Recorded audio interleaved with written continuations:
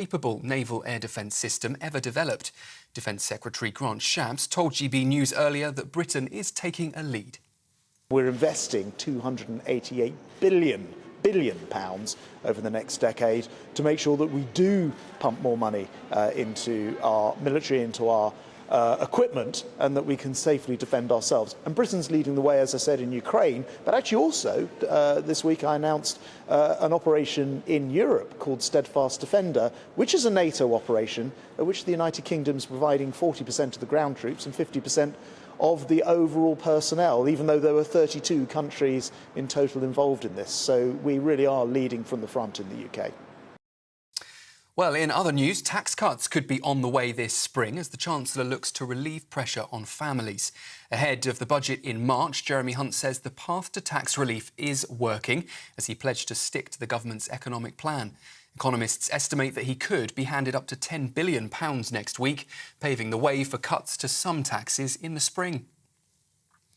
And detectives investigating the deaths of 4 people in Norfolk have now confirmed they're not looking for anyone else in connection with the incident. The bodies of 2 young girls, a 36-year-old woman and a 45-year-old man, were found on Friday morning.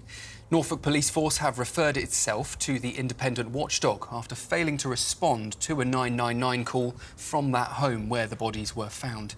Post-mortem examinations are currently underway. Tens of thousands of people have been taking to the streets across Germany in protest against a right-wing political party.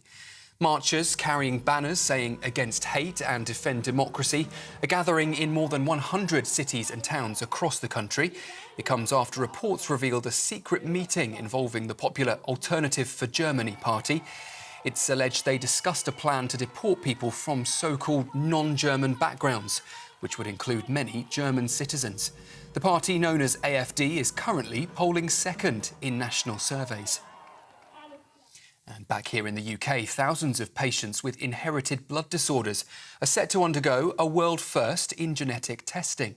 Starting tomorrow, people in England with sickle cell disorder and thalassemia can access that test.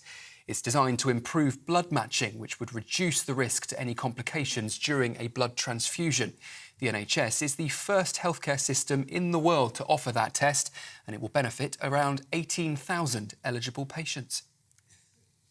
That's the latest from the GB Newsroom for now. I'll be back in the next half hour. In the meantime, we're on TV, digital radio and on our website, gbnews.com.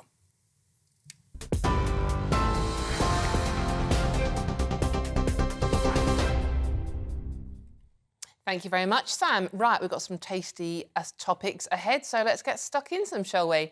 It's been reported that the government are cracking down on activist civil servants who waste taxpayer money on diversity. Cabinet Office Minister John Glenn has ordered a review of Whitehall diversity networks and a refresh of civil service impartiality guidance to stop officials using their job as a vehicle for political activism. His words, not mine. Under plans discussed with Kemi Badenoch and Esther McVeigh, diversity meetings would have to be held before work, during lunch breaks or in the evening. Their own time, basically. Now, joining me now is political commentator Peter Spencer to explain what's going on here. Peter, good afternoon. Thank you very much for joining me on this lovely Sunday afternoon. Yeah. Peter, what do you make of what has been said here? Well, it is obviously the case that there's a certain amount of wokery has crept into the civil service sort of mindset, and I dare say with cutting back on some of the activities that take place during work hours, there might be marginal reductions. But I do have to say that in the scheme of things, I had this down as very much a detail. I mean, look, this fits into the broader narrative from Rishi Sunak and the Chancellor, which is we're going to give you some lovely spangly tax cuts, so please vote Conservative. And of course, anything that, and they always bang on about how we're going to efficiency savings, and they very rarely come to anything. That said, there is another aspect of this stuff from the Cabinet Secretary John Glenn, which matters a great deal more, which is that he is talking about downsizing the civil service by no less than 66,000. That is going to get the civil service unions absolutely spitting nails. And there's already a spat going on with them over the Rwanda crossings and the fear expressed by the civil service unions that people will, that they will be called upon to break international law and allow flights to take off in defiance of injunctions from the court, the International Court of Human Rights. Now, the answer to that, according to John Glenn, is to say, well, if anybody doesn't like it, they can jolly well do one. But if the civil servants gather round in sympathy and protest alongside anybody who might get the sack, then the government has got yet another huge fight on its hands. Peter, I'm slightly confused here because basically they're not the elected people running the country. They are civil servants. So we pay their wages. So surely they should just be doing their jobs? Bit old-fashioned? Well, no. You're absolutely right. They should just be doing their jobs, of course. And although there are very severe questions to be raised over staff at the Home Office doing their jobs, when we consider the fact that we have this huge and ridiculously expensive backlog of asylum claims, which, as you rightly say, the taxpayers are footing the bill for their hotels and things. These claims could be sorted out in a matter of weeks, and a lot of them taking well over a year. So my advice to them would be to try a jolly sight harder. And do you think, I mean, the civil service have been nicknamed the blob by various politicians now, have they? I mean, do you think that's a fair description of how powerful they seem to be? Well, I expect you, Dawn, will remember those glorious yes minister and yes prime minister things, and how Sir Humphrey would always run rings around the minister stroke prime minister. But in the end, there is a constant, I mean, because one of the factors in this, now I come to think about it, is the fact there's been quite a lot of churn of ministers. And the rule of thumb is it takes a year or two for any new minister to seriously get his or her head round the brief with which they're presented. And so in the interim, who's going to actually sort of work things out and make stuff happen? Well, it's Sir Humphrey, not the minister. They're probably more intelligent, some ministers as well. And finally, Peter, how much of a vote winner do you think this is, what John has said today, John Glenn has said? I don't think it'll make a lot of difference, to be honest. I mean, we know that the story has been picked up by the Sunday Telegraph, also occasionally known to some as the Tory graph. They're on manoeuvres the same as the government is because the election's coming up. But we haven't read a great deal about this anywhere else. And as I say, the big story is going to be cut to the panning levels rather than this fairly marginal detail. OK. Peter Spencer, thank you very much for joining us there. Enjoy the rest of your Sunday. Thank you. OK, interesting story, this, isn't it? So let's see what my marvellous panel make of it. I'm joined by political commentator Joe Phillips and Telegraph columnist Madeline Grant. Thank you very much for joining. And I was joking before we went on air that last week I had two chaps with me. So the girls haven't got to try too hard to beat that bar, have they? Does that make We've turned up. Well, We can go now, can't we? Yeah, Miss Andrew Central. Before anyone complains, we're joking, OK? Now, this was a story. It's on the front page of at least one of the papers today, isn't it? Well, I'm going to come to you first on this one, actually, Joe. What do you make of what our John Glenn, who most people have not heard of, no, and they probably won't either, has said today? Well, I think this is, it's been picked up, as Peter said, and, you know, Madeline's paper, The Telegraph. It's one of those things that the government seems, in the absence of anything else, find something to attack. Let's attack the people who can't speak out for themselves. Now, if we take this apart slightly, Dawn, and we look at diversity training, which I know a lot of viewers and listeners go, what a load of nonsense. Let's put it in the context of the Metropolitan Police, found to be horrifically, dangerously racist, sexist, homophobic and everything else. You know, we saw the way the Met turned a blind eye to people who are now in prison for rape and murder and sexual assault and other things. If you want your institutions to get better and not say, oh, it's just a bit of banter, it's just a bit of fun, where's your sense of humour? then you actually have to do something that brings people together, and that has got the unfortunate name of diversity training, which sounds frightfully worthy. But we've got John Glenn wanting to save money, apparently. I don't think diversity training in the civil service actually costs a lot of money compared to the fact that we saw today or yesterday a report out that not one single company has been prosecuted for tax avoidance and dodgy behaviour, despite a new law being brought in 2017. Look at the money that has been wasted on PPE and corruption and fraud. There is that, absolutely. Madeline, this is in your paper, The Telegraph, and it is, on the surface, a good story, but does Joe have a point here? It's a bit like, look over there, don't look at the stuff that's really important.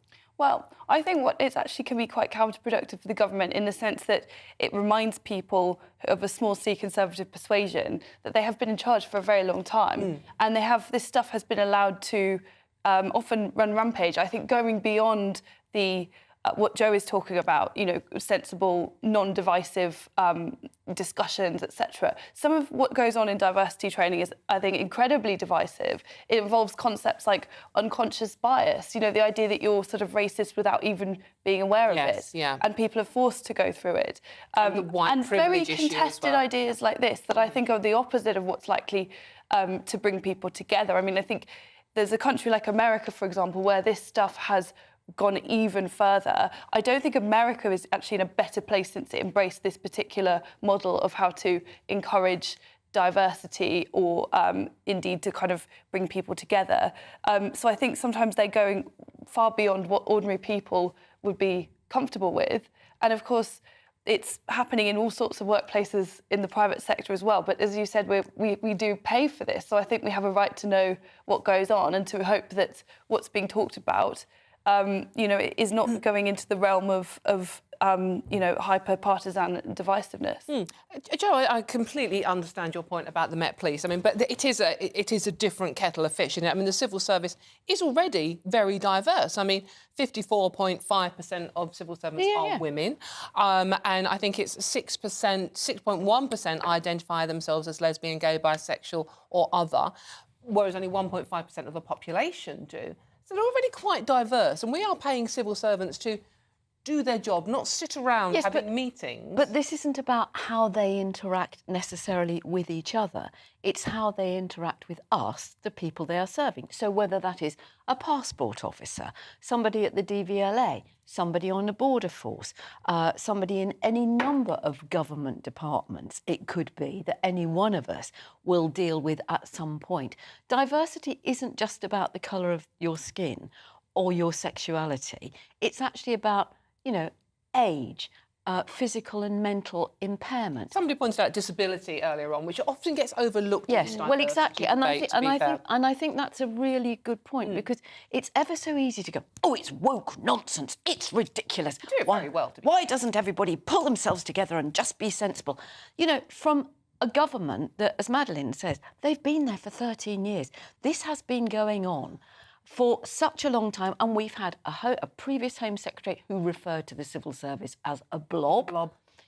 This is a woman who also used the most appalling language about immigrants and was pictured memorably standing on the tail of a guide dog, which I think tells you everything you need to know about the previous Home Secretary. But, disability gets ignored, ageism gets ignored. Yes, true. Little things like visual and hearing impairments.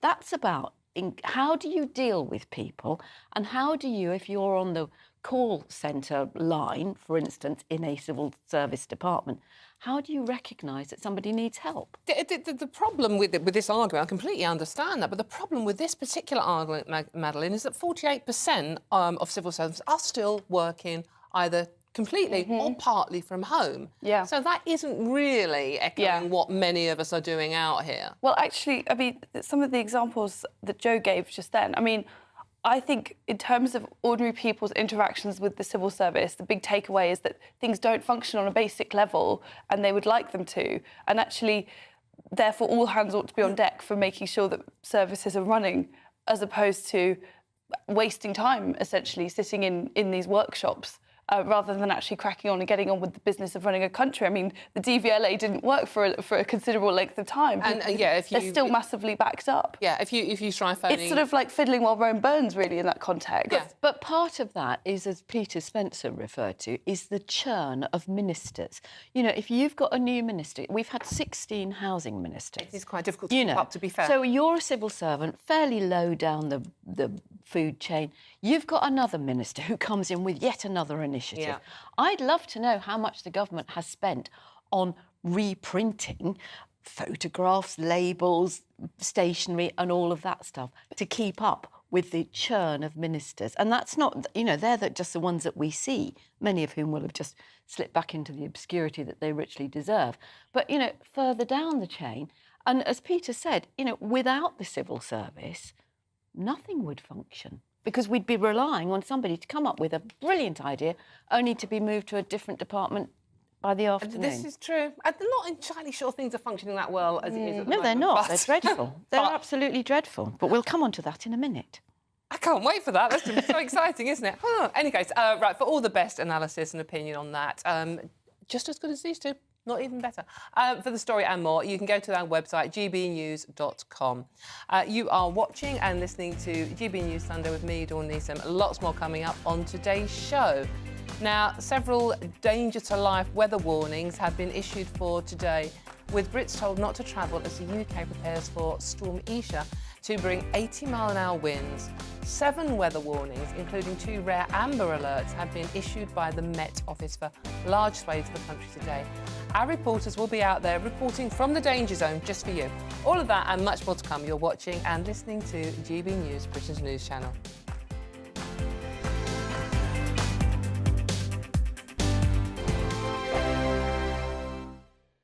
I'm Christopher Hope. And I'm Gloria Di Piero, bringing you PMQ's live here on GB News. Every Wednesday, we'll bring you live coverage of Prime Minister's questions when Rishi Sunak and Sir Keir Starmer go head-to-head in the House of Commons. We'll be asking our viewers and listeners to submit the questions that they would like to put to the Prime Minister, and we'll put that to our panel of top politicians in our Westminster studio. That's PMQ's live here on GB News, Britain's election channel. In the GB Newsroom, we bring you the news as it happens. With our team of dedicated journalists across the UK, we're ready to give you accurate reporting every day. When the news breaks, we'll be there with bulletins on GB News, the People's Channel, Britain's news channel. Your weekend starts here with Friday Night Live with me, Mark Dolan, 8 till 9 on GB News. Big stories, big guests and big laughs as we get you ready for a cracking weekend.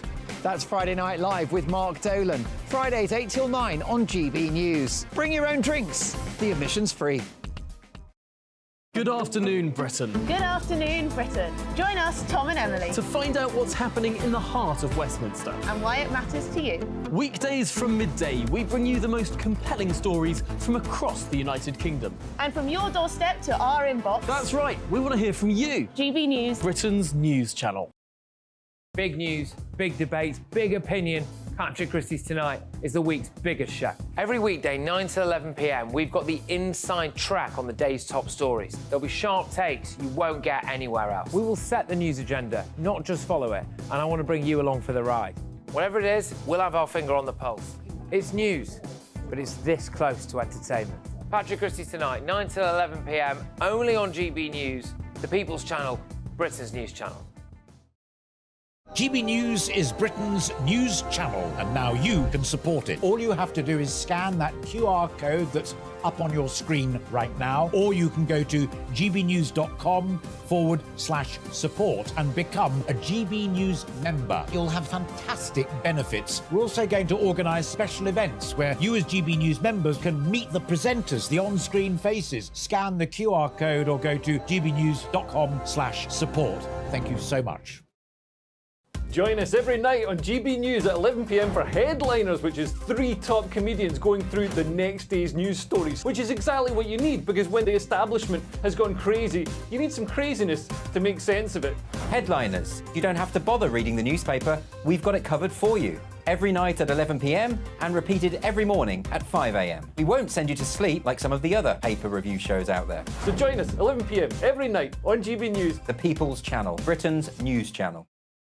I'm Michelle Dewberry, and I'm not here to tell you what to think. I'd much rather hear what you have to say. So send in your opinions to gbviews@gbnews.com. Keep them clean, and you never know, I might read them out. With my panel here on Jubes & Co, we debate, we get stuck into the issues of the day on a show where all views are welcome, especially yours. GB News, the People's Channel, Britain's news channel.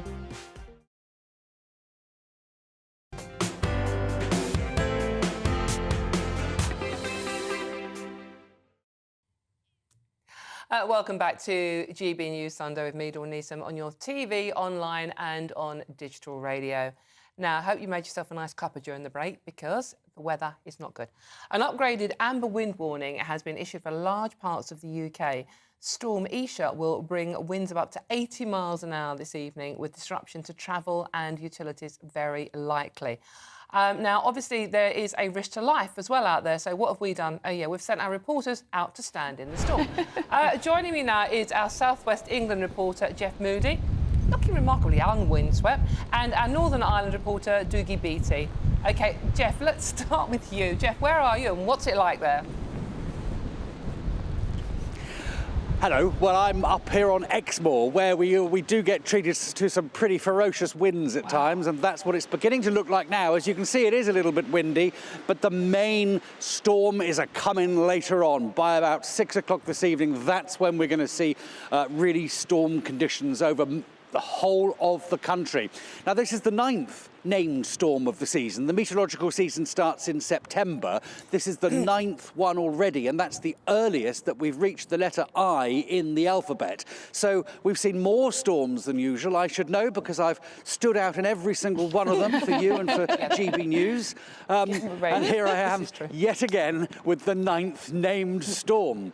What's unusual about this storm is that it's going to affect the whole of the UK. Nobody is going to escape unscathed. Now, what you should be careful of is those strong winds that are reaching 80, possibly even 90 miles an hour at places. It's going to be very ferocious. And the warnings that are coming into place from the Met Office are stay away from the coast, because there's a danger of very large waves that could wash you out to sea. Don't walk your dogs off the lead, particularly if you're near the coast. Stay away from rural roads, because we could see a lot of trees down. And they're saying also, prepare now. Prepare for what's to come this evening. So go round your garden and make sure that everything is fixed down, because there's a real risk of sort of flying debris as deck chairs and trampolines and garden gnomes or whatever else you've got in your garden could just find themselves flying around into next door's garden. So that's one thing they say you can do to be prepared. Another thing is to be prepared for power cuts. We could see a lot of power cuts as we go into this evening and throughout the night. So maybe it might be a good idea to get some candles ready, get your torches on the go, because we could well be in for a rough night. Jeff, thank you very much. Stay safe there on Exmoor. And let's go to Doogie over in Northern Ireland now. Doogie, you're looking slightly more windswept. What's it like there at the moment? Well, yes, very much so. Don't stand near the coast, and yeah, we're right beside it as we are now. The real nature is a beautiful way of telling how things are coming. I've just noticed the seagulls have all started to come in the land, many of them sitting on the rocks down here, many of the buildings out round me covered in seagulls, because they know what is coming out at sea, and it is approaching rather fast. In the last hour or so, winds are getting up here in Port Stewart. This is usually a beautiful seaside town, but right now it is looking as if it's battling down hatches in order to take on this storm this evening. It will come across here. It will come through the whole of Northern Ireland in around about 6 o'clock. And Scotland is just over there to the left of me, and that is to get apparently the most severe winds coming in at it. And this is exactly where those winds will cross. So you can see the seas behind me starting to churn up as we come on air. And in around 6 o'clock, we'll probably be back to stand beside the sea and tell you just how dangerous it is. Dougie, how unusual is it in your part of the world where you are now for these sort of storms to be as dramatic as this one's predicted to be? Well, it is really. I mean, the west coast of Ireland and Scotland are very, very well prepared for this. I mean, the Republic of Ireland and Northern Ireland's electricity supply is very much linked, and they are very, very quick and well rehearsed at getting those supplies back on once they go out, especially down that corridor from Donegal right through Sligo and down into Galway. I mean, it would get these type of storms on a regular basis, but for such a severe storm to be passing through the west coast of Ireland, of course out from the Atlantic, and come this far in and across, still holding the type of power that it's suspected it will have, is rare enough. Marina, thank you very much for joining us. Two very brave reporters there, Dougie Beattie in Northern Ireland and Jeff Moody live on Exmouth. Stay safe, boys, but if it gets really bad, get out there again and bring us the latest updates, won't you? Thank you very much. Now, lots of you have been getting in touch, sending your thoughts in, so let's see what you've got to say. The civil service. A lot of you care about this story.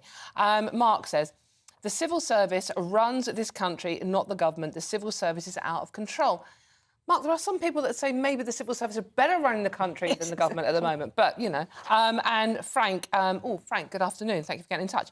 Frank, you say, hi, Dawn. As a former civil servant, I can tell you that my last line manager spent at least 60% of her working month promoting Stonewall issues within the civil service.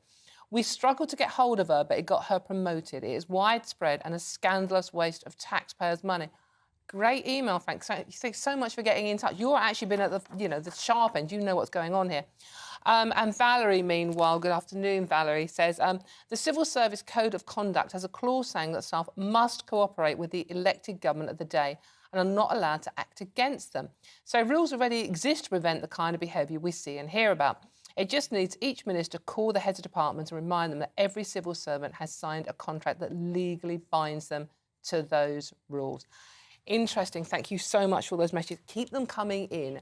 GB Views at GB News. Very simple. You're watching and listening indeed to that there GB News Sunday with me, Dawn Neeson. Plenty more coming up on today's show, but here is the news headlines first with Sam.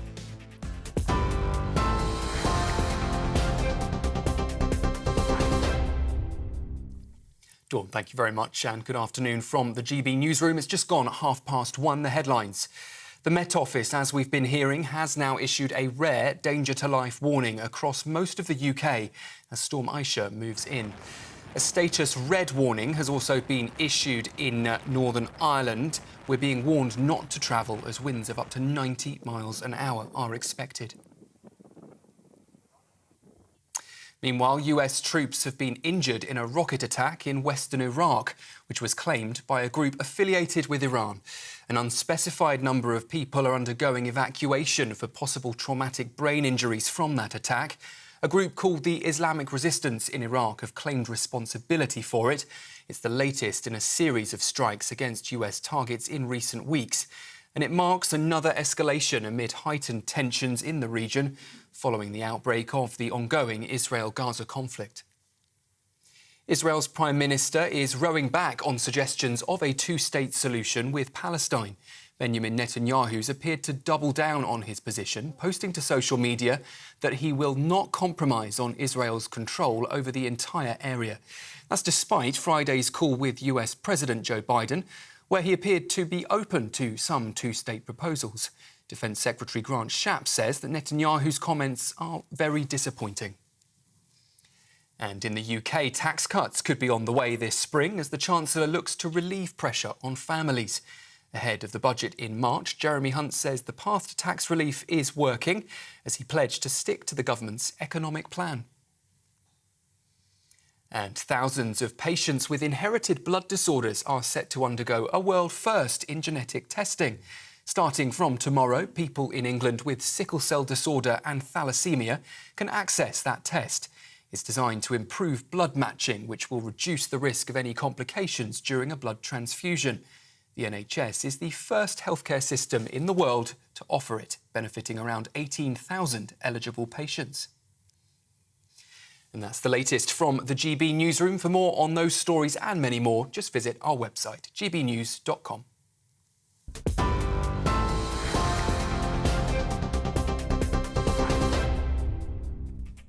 Thank you very much, Sam. Lots more coming up on today's show.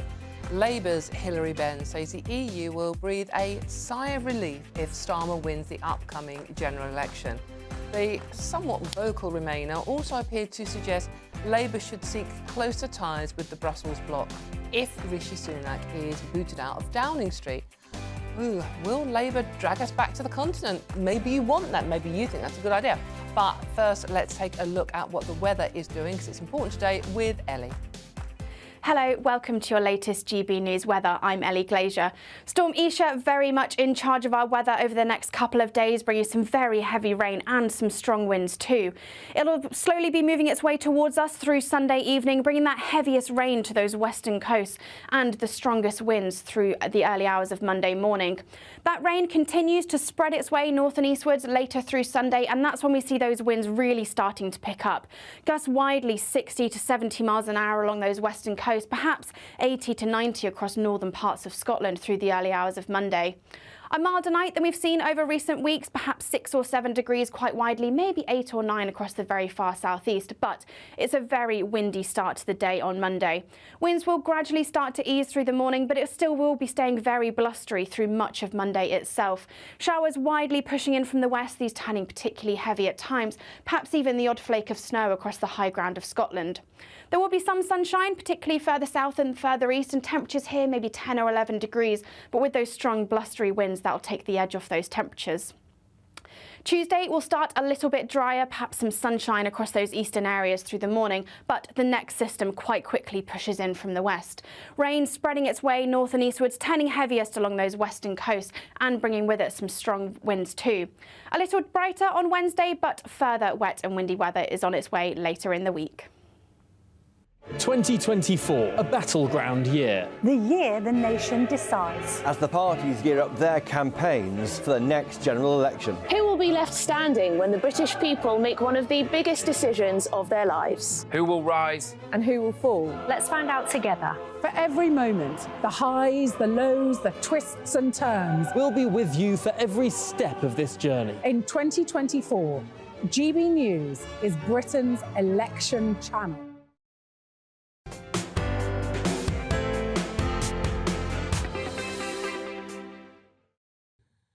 Welcome back to GB News Sunday with me, Dawn Neeson, on your TV, online and on digital radio. Now, lots more messages coming in on the civil service. Really got your goat, this one, hasn't it? And understandably so, because you pay their wages.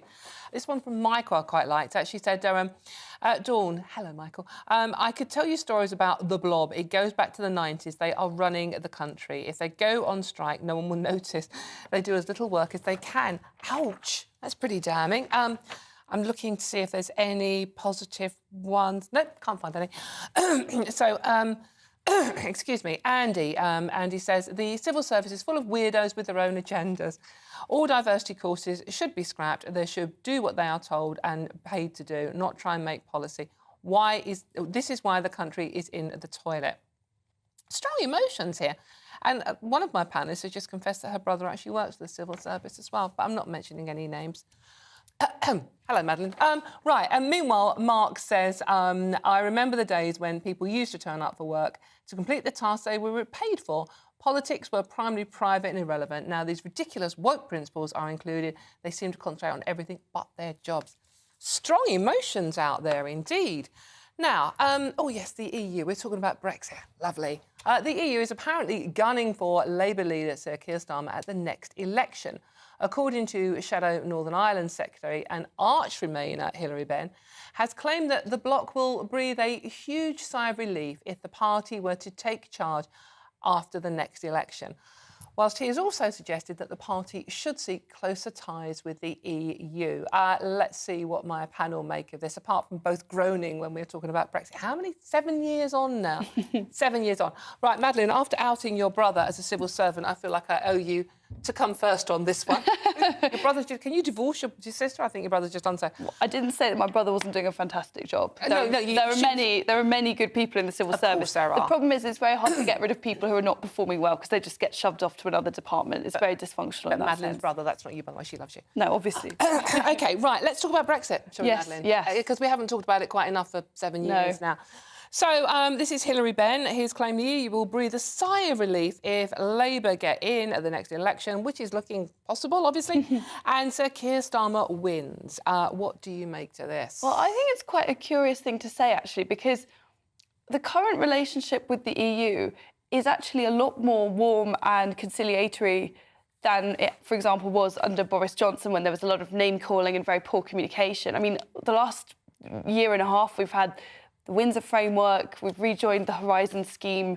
There's loads of other examples of things like this and more kind of unilateral direct engagement between Britain and the EU. And I'm really curious to know what this actually looks like in practice that is not already happening, if you see what I mean. Because, you know, there are already steps have been taken. And there doesn't seem to be that big of an appetite within the EU to actually go back and revisit things and push for ever closer union. There's a lot going on in the EU right now, and actually a lot of internal division within the EU. There are more Eurosceptic governments being elected or likely to be next year. Yes. So I'm not really sure that this is actually reflective of the current political reality. I mean, Joe, Sir Keir Starmer has always emphasised that he does not support rejoining the EU or even edging in that direction.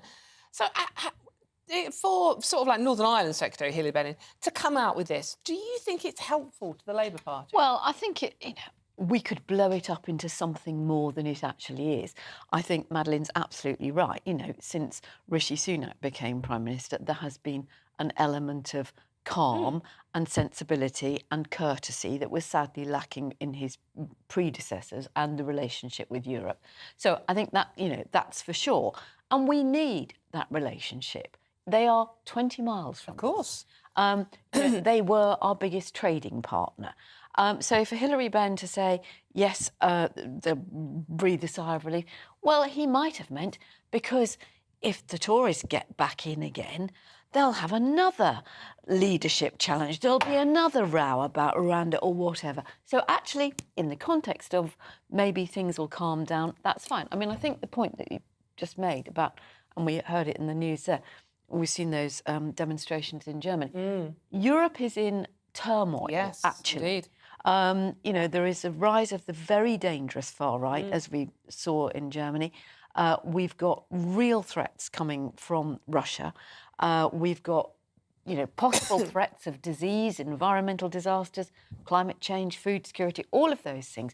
And we've seen a couple of reports out in the last few days about the doomsday scenario, if you like, of what Putin, Russia, will do and what is planning to do and how it's planning we have to been attack. warned to be prepared for Absolutely. full-scale war. It makes perfect sense for us to have good, working, constructive relationships with Europe. That doesn't mean we have to go back in, but we do need to repair an awful lot of damage that's That is been done. the common sense. Madeleine, coming back to you. I mean, if Hilary Benn has said this because he thinks it's a vote winner, bearing in mind what happened in 2019. Which he was at the forefront of. He was one of the key agitators in Parliament that was trying to get another referendum involved or get to hamper the government in what they could negotiate. He was, I mean, that should not be forgotten. And I think there is a question mark here about what Labour wants, because in the past it's been briefed out by people in Labour that they were keen to join some kind of EU-wide refugee scheme, and then they quickly backtracked on that when it was pointed out that actually that might see Britain accepting more refugees than they currently do, higher than the current numbers. I think perhaps they're still deciding what their policy on Europe is going to be, and they are lucky because there's so much chaos in the government at the moment that they can get away with actually maintaining this policy of almost deliberate vagueness. Deliberate vagueness. I mean, that's going to be the buzz phrase for the next election. But I think, you know, it was ever thus for parties in opposition. Yeah. Because, you know, you can't say what you're going to spend money on because you don't know how much money's left. Yeah. You can't say a lot of things with surety because you don't know. And we're only just beginning to see the beginning of civil service briefings to the Labour Party. And, you know, interestingly, Keir Starmer was called in or was spoken to by Rishi Sunak after the attack on the Houthis last week. Yeah. So, you know, we need to actually be a little bit more serious and a bit more grown up and stop getting so cross about, you know, a handful of civil servants supporting Stonewall and really look at the threats that are facing this country. Yeah, absolutely. Unfortunately, we've run out of time, Madam. Sorry. Lots more coming up on today's show, though. Is the key to tackling the obesity crisis copying Japan? With compulsory weigh-ins, your employer being allowed to measure your weight and your waistline rather, and apps that shout insults at fat people. Sounds cruel, but Japan has an obesity rate of just 4% compared to the UK's 25%. Should we start being cruel to be kind to save the NHS? All of that and much more. I'm Dawn Neeson, and you're watching and listening to GB News, Britain's news channel. Wake up to the headlines with Headliners every morning at 5 a.m. We treat you to the day's biggest stories before anyone else, 7 days a week. You can catch up on everything you need to know before you've even had your kippers. Headliners every morning at 5 a.m, only on GB News, the People's Channel, Britain's news channel. I'm Andrew Doyle. Join me at 7 o'clock every Sunday night for Free Speech Nation, the show where I tackle the week's biggest stories in politics and current affairs with the help of my 2 comedian panellists and a variety of special guests. Free Speech Nation, Sunday nights from 7 on GB News, the People's Channel, Britain's news channel. Big news, big debates, big opinion. Patrick Christie's Tonight is the week's biggest show. Every weekday, 9 to 11 p.m, we've got the inside track on the day's top stories. There'll be sharp takes you won't get anywhere else. We will set the news agenda, not just follow it, and I want to bring you along for the ride. Whatever it is, we'll have our finger on the pulse. It's news, but it's this close to entertainment. Patrick Christie's Tonight, 9 to 11 p.m, only on GB News, the People's Channel, Britain's news channel. Now then, Lee Anderson here. Join me on GB News on my show, The Real World, every Friday at 7 p.m. I'm not eating bloody cat. Are you delicious. mental? Open your mouth. OK, here comes a train. Reminds me of the scene in Singing in the Rain. Adam, is that a good one? Whoa! Join me at 7 on GB News, Britain's news channel. When the news happens, it happens here. And really important breaking news. Breaking news this morning. On TV, radio and online, the news starts here on Britain's Newsroom. All the biggest stories and the answers that you need from across the UK and beyond. Join Britain's Newsroom from 9:30 on GB News. The People's Channel, Britain's news channel. Have a great Saturday night with me, Leo Carson, this Saturday Night Showdown. It's a crazy world out there, so come and make fun of it with me, my panel of comedians, and a couple of people who actually know what they're talking about. This Saturday Night Showdown is your front row ticket to the clown show, every Saturday, only on GB News, the People's Channel, Britain's news channel. Good afternoon, Britain. Good afternoon, Britain. Join us, Tom and Emily, to find out what's happening in the heart of Westminster and why it matters to you. Weekdays from midday, we bring you the most compelling stories from across the United Kingdom. And from your doorstep to our inbox. That's right, we want to hear from you. GB News, Britain's news channel.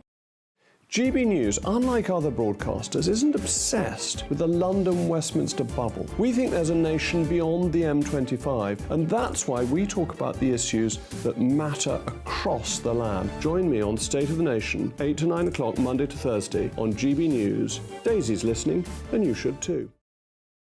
Every Sunday from 11, join Michael Portillo. There'll be topical discussion, looking at the week before and the week to come. So kick back and relax at 11 a.m. on Sundays on GB News with me, Michael Portillo. GB News, the People's Channel, Britain's news channel.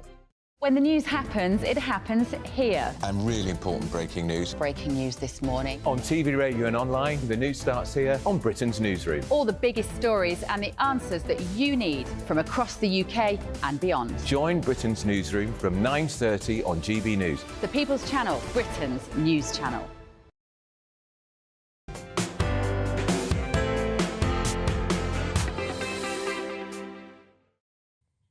Welcome back to GB News Sunday with me, Dawn Neeson, on your TV, online and on digital radio. Now, let's turn to the obesity crisis in the UK. Over 25% of adults in this country are classified as obese, where someone has a body mass index of 30 or above. A country which might be one to look to is Japan, where the level is significantly lower, at just 4%. This is in part thanks to compulsory weigh-ins at work and apps that shout insults at fat people in the street. I can't. If we implemented a similar regime in the UK, just how significant could the benefits be, as obesity-related diseases cost the NHS an estimated £6.5 billion a year? Joining me now is the former presenter of Fat Families, Steve Miller. Good afternoon, Steve. Thank you very much for joining us this afternoon. Sound's gone. Can't hear you. Oh, right. OK, sorry, Steve, we're trying getting that link back up. We're going to talk about Might be the weather. But it might be the weather. It's probably the weather. I'm blaming the weather. I'm British. I can do that. Right, now, I was prompted to talk about this by the programme called Around the World in 80 Ways, which takes a group of obese Brits around the world to see how other cultures deal with the obesity issue. And the Japanese one was shocking because they were literally treated like a freak show, walking through Tokyo, and they were treated like a freak show. And I was surprised at the reaction. And the people in the show actually said it was a good thing because it made them think more. So I'm going to come to you first on this one, Joe. I mean, are we too sensitive around the weight issue and obesity in this country? Obesity is a really big health problem. It's huge. It costs the NHS billions. It wrecks families. And, you know, the figures you gave out just then, Dawn, are just about adults. But you can look at a group of school children and you see kids that are clearly overweight. Yeah. You stand behind people in a supermarket and you see the rubbish that they put in their trolleys. Yeah. And, you know, I'm afraid I'm a little bit strict on this. I'm a little bit Mary Poppins-ish because actually I think we need to teach people how to cook. We need to actually encourage people to eat more healthily and get more exercise. Just think we've got, have we got Steve back now? Steve, thank you. I think we've got you back, have we? Yes, lovely, Steve. Can you hear me now? Oh, no, we can't. Oh, no, but we can't hear you, Steve. This is exciting. Oh, dear. No. Oh, yes, we can. Yes. This is like being married, you know. I thought you were ignoring me. So, Steve, what do you make of this? I mean, you know, the attitude to obesity in Japan compared to the attitude to obesity in the UK? Oh, I love the Japanese. Bear with me, by the way, because the voice is a bit dodgy today. The Japanese have got it right. They're straight talkers. If you're fat, they tell you you're fat. If you're fat, they say you've got to do something about it because you'll be putting yourself into an early grave and also you're costing the taxpayer too much money, potentially. If you're too fat, you are given, you're directed to go to weight loss counselling and to receive coaching. Employers, they measure the waist of their employees. And as you said, you know, if you're too overweight, then you go for this counselling. The other thing with the Japanese, the reason they've got this fabulous obesity rate is because they have developed this culture. It's not just about the food. Everyone talks about the food all the time. Oh, it's because they eat rice. It's because they eat fish.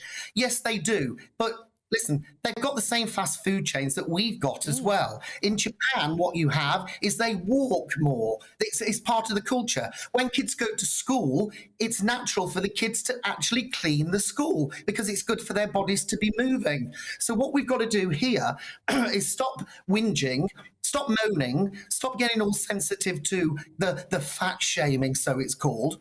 And actually, if people want to listen to an app, because the app where these so-called messages to Japanese people, they're supposed to be rude. They're not rude. They're just honest. And it actually motivates people. They're optional. So it's not forcing people to listen to them. And they have this great culture. And it's no wonder that in the UK, we're like a herd of elephants. And in Japan, they're like a herd of llamas or something. They have that mentality. They've got balls in Japan. We need those balls that they've got. Thank you. Oh, well, I'm going to leave it on that. No, actually, thank you very much, Steve. That is Steve Miller, a former presenter of Fat Families. They're very, very forthright views. Madeline, we're running out of time, but very, very quick response from you about this story. Well, I mean, I think that Steve made some really good points there. I mean, obviously the food thing makes a massive, massive difference, but it's almost difficult for us to take lessons from a country like Japan because they are such a unique and closed-off culture from the rest of the world. They have incredibly strong social taboos, as well as a food culture that, I think it would take us an awful lot of work in civil society to get anywhere close to that. But I think we need to try, because actually a lot of the government's work on this has been these kind of quite small kind of little tweaks and nudges, often involving price, which I don't think really gets to the heart of why people eat that way. What they need is people to have some kind of food literacy. I wish we taught it better in schools. Unfortunately, we're running out of time again. This is GB News Sunday with me, Dawn Neeson. Lots more coming up today's shows, but let's look at the weather first. Here it is with Ellie. A brighter outlook with Postal, sponsors of weather on GB News. Hello, welcome to your latest GB News weather. I'm Ellie Glazier. Storm Isha very much in charge of our weather over the next couple of days, bringing some very heavy rain and some strong winds too. It'll slowly be moving its way towards us through Sunday evening, bringing that heaviest rain to those western coasts and the strongest winds through the early hours of Monday morning. That rain continues to spread its way north and eastwards later through Sunday, and that's when we see those winds really starting to pick up. Gusts widely 60 to 70 miles an hour along those western coasts, perhaps 80 to 90 across northern parts of Scotland through the early hours of Monday. A milder night than we've seen over recent weeks, perhaps 6 or 7 degrees quite widely, maybe 8 or 9 across the very far southeast, but it's a very windy start to the day on Monday. Winds will gradually start to ease through the morning, but it still will be staying very blustery through much of Monday itself. Showers widely pushing in from the west, these turning particularly heavy at times, perhaps even the odd flake of snow across the high ground of Scotland. There will be some sunshine, particularly further south and further east, and temperatures here maybe 10 or 11 degrees, but with those strong blustery winds, that'll take the edge off those temperatures. Tuesday will start a little bit drier, perhaps some sunshine across those eastern areas through the morning, but the next system quite quickly pushes in from the west. Rain spreading its way north and eastwards, turning heaviest along those western coasts and bringing with it some strong winds too. A little brighter on Wednesday, but further wet and windy weather is on its way later in the week. Looks like things are heating up. Boxed boilers, sponsors of weather on GB News. Thank you very much, Ellie. Lots more coming up on today's show. Chancellor Jeremy Hunt has teased potential tax cuts in the spring budget to relieve pressure on families. Ahead of the budget in March, he said the government's plan of prioritising tax relief is working and they will stick to it. So all of that and much, much more coming up. I'm Dawn Neeson and you're watching and listening to GB News, Britain's news channel. Don't go too far. Your weekend starts here with Friday Night Live with me, Mark Dolan, 8 till 9 on GB News. Big stories, big guests and big laughs as we get you ready for a cracking weekend. That's Friday Night Live with Mark Dolan. Fridays 8 till 9 on GB News. Bring your own drinks. The admission's free. In the GB Newsroom, we bring you the news as it happens. With our team of dedicated journalists across the UK, we're ready to give you accurate reporting every day. When the news breaks, we'll be there with bulletins on GB News, the People's Channel, Britain's news channel. Big news, big debates, big opinion. Patrick Christie's Tonight is the week's biggest show. Every weekday, 9 to 11 p.m, we've got the inside track on the day's top stories. There'll be sharp takes you won't get anywhere else. We will set the news agenda, not just follow it, and I want to bring you along for the ride. Whatever it is, we'll have our finger on the pulse. It's news, but it's this close to entertainment. Patrick Christie's Tonight, 9 till 11 p.m, only on GB News, the People's Channel, Britain's news channel. Join us every night on GB News at 11 p.m. for Headliners, which is 3 top comedians going through the next day's news stories, which is exactly what you need, because when the establishment has gone crazy, you need some craziness to make sense of it. Headliners. You don't have to bother reading the newspaper. We've got it covered for you. Every night at 11 p.m. and repeated every morning at 5 a.m. We won't send you to sleep like some of the other paper review shows out there. So join us 11 p.m. every night on GB News, the People's Channel, Britain's news channel. I'm Michelle Dewberry, and I'm not here to tell you what to think. I'd much rather hear what you have to say. So send in your opinions to gbviews@gbnews.com. Keep them clean, and you never know, I might read them out. With my panel here on Jubes & Co, we debate, we get stuck into the issues of the day on a show where all views are welcome, especially yours. GB News, the People's Channel, Britain's news channel. Tired of the usual focus-tested, pre-prepared Westminster runaround? Well, so am I. So you want higher taxes? Is your department to blame for this? Are you rethinking this policy? Every Sunday at 9:30, I'll be sitting down with those in power to get the truth about the issues affecting you. Let's be honest, we've known about the cost pressures of this project for years, not months. That's the Camilla Tominey Show, a politics show with personality. On GB News, the People's Channel, Britain's news channel. I think the most exciting bit for me is talking to people. People who I think are ignored often by the major news channels. We're going to give news they want to hear. There's a voice there that needs to be heard. I think there's a chance here for a diversity of opinion to be expressed, which you don't find elsewhere. It's really exciting. We don't hold back. We're free to say how decisions that are taken here affect us all around the country. Only on GB News, the People's Channel, Britain's news channel. Good afternoon, Britain. Good afternoon, Britain. Join us, Tom and Emily, to find out what's happening in the heart of Westminster and why it matters to you. Weekdays from midday, we bring you the most compelling stories from across the United Kingdom. And from your doorstep to our inbox. That's right, we want to hear from you. GB News, Britain's news channel.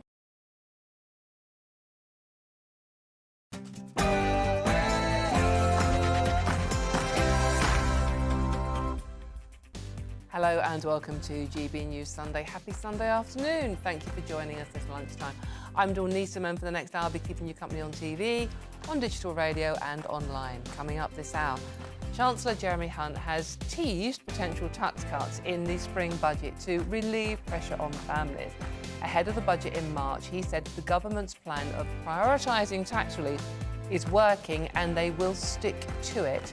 With the Tories behind on opinion polls, though, could it be the winning vote strategy they need? Up to you to say on that one. Then several danger to life weather warnings have been issued for today, with Brits told not to travel as the UK prepares for Storm Isha to bring 90-mile-an-hour winds. They've upgraded this. 7 weather warnings, including 2 rare amber alerts, have been issued by the Met Office for large swathes of the country. Our reporters will be out there risking their lives for you to bring us the latest. And the Royal Mail could be allowed to scrap Saturday post deliveries as part of an Ofcom review into how the postal service may need updating. Royal Mail posted a £390 million loss for the first half of this financial year. So, just to survive, they have been calling for urgent reform to go from delivering 6 days a week to just 5, Monday to Friday. Would you be happy giving up your Saturday post, though?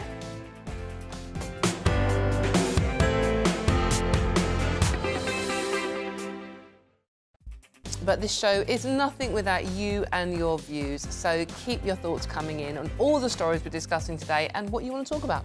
Email at gbviews@gbnews.com or message me on our socials. We're at gbnews. But first, let's have a look at the news headlines with Sam Francis.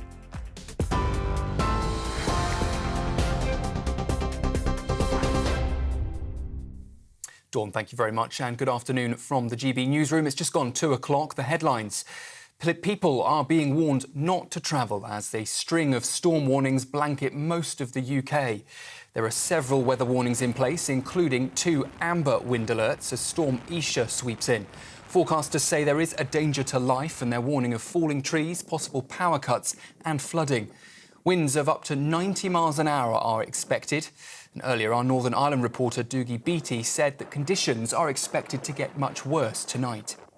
The rain at the front of this storm is now arriving in Northern Ireland. Winds are picking up, but it's expected at 6 o'clock this evening, when that amber warning goes into place for the whole of the province, that those damaging winds will start to arrive. People have been told to stay away from coastal areas and side roads for fear of falling debris. Now, if you're watching on TV and nervous about flying, you might want to turn away, because flights coming into London's Heathrow Airport are experiencing some very shaky landings. The windy conditions are creating some frightening conditions for passengers, with several flights spotted looking very unsteady during their landing as they touch down at the capital's main airport. US troops have been injured in a rocket attack in western Iraq. That attack has been claimed by a group affiliated with Iran. An unspecified number of people are undergoing evaluation for possible traumatic brain injuries. A group called the Islamic Resistance in Iraq have claimed responsibility for that attack, which is one of the latest in a series of strikes against US targets in recent weeks. It marks another escalation amid heightened tensions in the region following the outbreak of the Israel-Gaza conflict. Meanwhile, Israel's Prime Minister is rowing back on suggestions of a two-state solution with Palestine. Benjamin Netanyahu's appeared to double down on his position, posting to social media that he will not compromise on Israel's control over the entire area. That's despite a call on Friday with the US President Joe Biden, where he appeared to be open to some two-state proposals. Here in the UK, Chief Rabbi has criticised the use of the word genocide to describe that situation in Gaza. Writing in the Telegraph newspaper today, Sir Ephraim Mervis said that campaigners are hijacking the word and trying to demonise Israel. He's described it as disinformation. He's also argued that the country, Israel that is fighting a defensive war that it did not want or ask for. Well, amid the global tensions that are escalating, the government here in the UK says it will boost the Royal Navy's defences with some £405 million of funding. Missiles that have been used to defend ships in the Red Sea will be upgraded, making it the UK's most capable naval air defence system ever developed. Defence Secretary Grant Shapps told GB News earlier this morning that Britain is taking a lead. We're investing £288 billion over the next decade to make sure that we do pump more money into our military, into our equipment, and that we can safely defend ourselves. And Britain's leading the way, as I said, in Ukraine, but actually also this week I announced an operation in Europe called Steadfast Defender, which is a NATO operation at which the United Kingdom's providing 40% of the ground troops and 50% of the overall personnel, even though there were 32 countries in total involved in this. So we really are leading from the front in the UK. Tax cuts could be on the way this spring as the Chancellor looks to relieve pressure on families. Ahead of the budget in March, Jeremy Hunt says the path to tax relief is working as he pledged to stick to the government's economic plan. Economists estimate that he could be handed up to £10 billion next week, paving the way for cuts to some taxes in the spring. Tens of thousands of people have been taking to the streets in Germany in protest against a right-wing political party. Marchers have been seen carrying banners saying against hate and defend democracy, among others, and they're gathering in more than 100 cities and towns. It comes after reports revealed a secret meeting had taken place involving the popular Alternative for Germany party. Now, it's alleged that they discussed a plan to deport people from so-called non-German backgrounds, which would also include many German citizens. The party, known as AfD, is currently polling second in national surveys. And thousands of patients here in the UK with inherited blood disorders are set to undergo a world first in genetic testing. Starting tomorrow, that's Monday, people in England with sickle cell disorder and thalassemia can access that test. It's designed to improve blood matching, reducing the risk of any complications that might occur during a blood transfusion. The NHS is the first healthcare system in the world to offer that test, and we expect it will benefit around 18,000 eligible patients. That's the latest from the GB Newsroom for now. For more, we're on TV, digital radio and on your smart speaker. Just say, play GB News. Now, though, let's get back to GB News Sunday.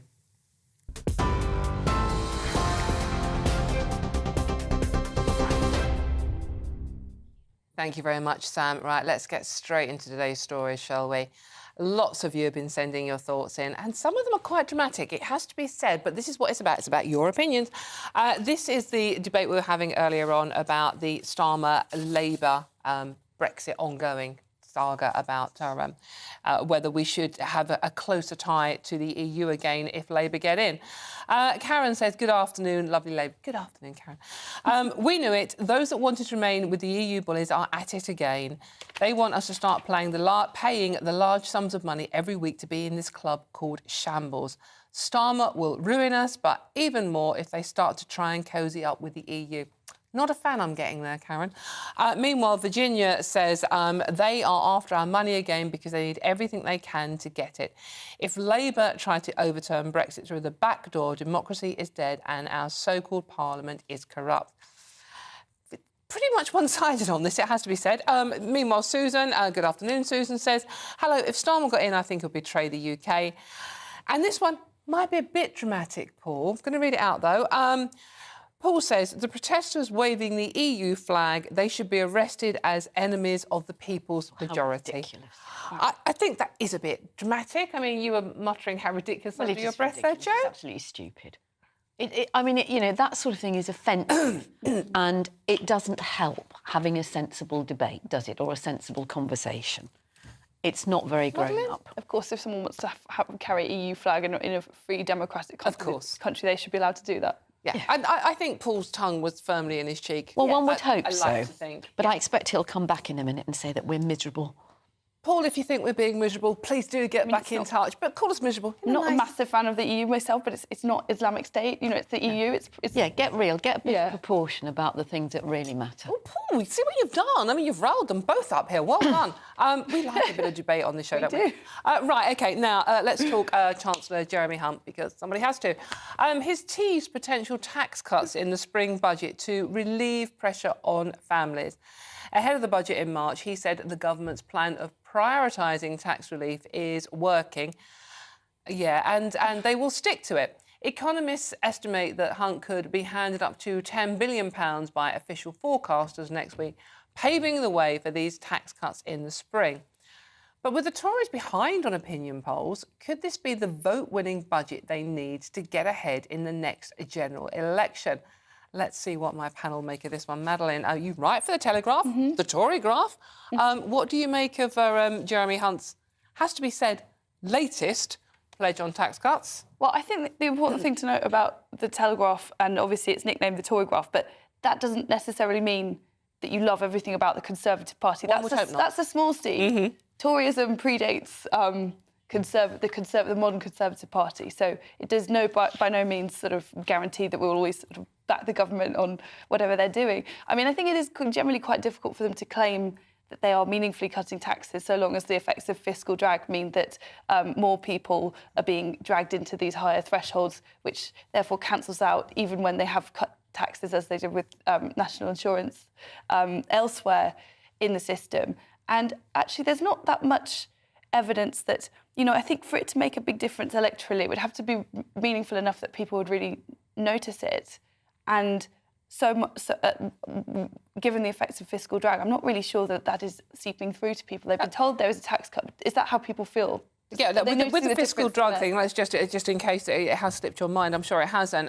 The Autumn Statement, it was cutting 2p from national insurance, which they rah, this is brilliant, we're all saving you money. Yeah. But forgot to mention at the same time that they were, obviously, the tax thresholds were frozen. Yeah. So a lot more people would be dragged into paying more tax. And that is the fiscal drag. So it's sort of like, you know, what we're giving you with one hand, we're also taking away the other, but being a bit quiet about that one. But exactly, very well explained. I mean, I think a lot of small C Conservatives would be very pleased to have a tax cut, provided it's meaningful and sustainable. Joe, are we just hearing... I mean, so far we've had inheritance tax. Yesterday, I think, was child benefit. I know. Is it just a white noise from both parties? This isn't even political. A white noise of promises and pledges. Just vote for us. And I think underlying all of this is that virtually every single person, every single household in this country is struggling is noticing the cost of everything. Every time you go to the shops, you think, blimey, Indeed. that's gone up since last week. Oh, that's got smaller. Oh, there's fewer tea bags, smaller bars of chocolate, whatever it is. We know that everybody's struggling, but what we also know, and you cannot take this away, the fact that after 13 years of the Conservatives being in power, there are so many things that are broken, and they are broken because of lack of investment and cuts to services, whether that's local government going bust, having to sell off libraries, having to sell off sports centres and things like that. Many of the local governments that have gone bust have been Labour-run, though, haven't they? Some have, some haven't. I mean, Kent, you know, where I live, is Kent County Council, the biggest one in the certainly in the south east, is Tory run and always has been. Woking is Tory, Croydon was Labour, but you know, you're seeing it across the board. It's not about the complexion of the politicians who are there. It's about the fact that budgets have been cut and cut and cut, and so at the same time as people are feeling hard up when they go shopping to spend their money, whatever they're trying to access, whether it's social care, education, libraries, and other facilities, they are noticing that those are getting less. Madeleine, do you think that this is what the voters are thinking out there? I mean, sort of like all I ever hear from Jeremy Hunt is tax cuts. How important is that to the voters at the moment? I mean, the latest polls have shown that you know, voters consistently, they want public services, to go back to Joe's point, improved rather than tax cuts, even though obviously we're all feeling that pinch. Well, the thing is, I mean, the state not functioning at a basic level is very true and very important, the experience that many people have. However, it's also true that taxes have risen, and in some cases, I think we're now at an overall tax take that's the highest it's been in peacetime. Yeah, 70 years. And so the playbook of tax and spend, you could argue, well, that's not really working very, very well either. You know, for example, with something like the NHS, an enormous health system which is centrally managed in a way that there is really no other health service in the world that is run on those terms. It gets more money every year. It inevitably guzzles up what it's given and needs more and more and more. And so I think you could make a very good case, actually, you know, perhaps some people would rather keep the money if it's being pumped into public services that are unreformed and are not functioning at the most basic level. So I think that's a very fair point. People would say, well, at least I can keep this money and put it towards making up the difference from whatever aspect of the state is not working. And I think the other point is that both you and Madeleine have mentioned is that because the tax threshold is so high, in order for anything to be seen as a tax giveaway or a tax cut, he would have to lose an enormous amount of revenue. You know, £10 billion actually isn't that much when you think about it, when you think about the cost of, oh, I don't know, let's think about track and trace, let's think about PPE contracts. You know, £4.5 billion worth had to be thrown away because they were unusable. Well, there was a massive waste during the pandemic. A lot of people didn't seem to give a damn about that while it was happening. The opposition wanted more lockdown endlessly, and you know, people who did warn that actually is this a very sensible way of managing things, that you simply give vast sums of money, no questions asked, as what happened. But in an emergency situation, there were others who said, well, actually, the important thing is that the money gets to some people. In hindsight, that now looks like a very foolish decision. And actually, a lot of the money on the testing regime simply went on paying for the kits. So I think people were testing themselves multiple times a week. And the government, the taxpayer money was paying for that. It was partly to do with I think, often quite febrile culture that we were living through at the time of lockdown, where people were testing themselves even if they didn't have symptoms. You know, it was a very panicked time, and we made some foolish decisions at a macro level, and people panicked on a personal level. I think that's really true, but I think the other thing is to go back to the beginning of the programme, if you like.